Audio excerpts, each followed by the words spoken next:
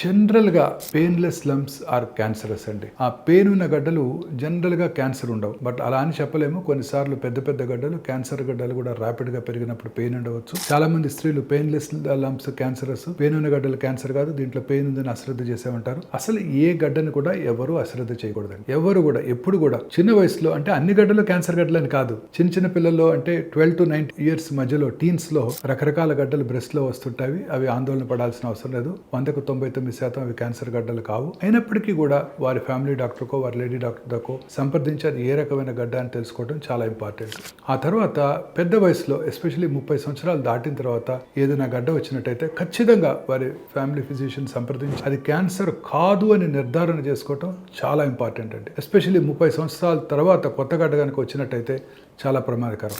80 సంవత్సరాల వయసున్న స్త్రీలలో 100కు 10 మందికి బ్రెస్ట్ క్యాన్సర్ ఉంటుందండి. ఏ వయసులో కూడాను ఈ బ్రెస్ట్ క్యాన్సర్ గడ్డని, బ్రెస్ట్ లంప్ని అశ్రద్ధ చేయకూడదు. అన్ని లంప్స్ క్యాన్సర్ గడ్డలు కావు, అది వెరీ ఇంపార్టెంట్. వాళ్ళ దగ్గరలో ఉన్న లేడీ డాక్టర్ గారిని సంప్రదించి చెక్ చేయించుకోవడం చాలా ఇంపార్టెంట్.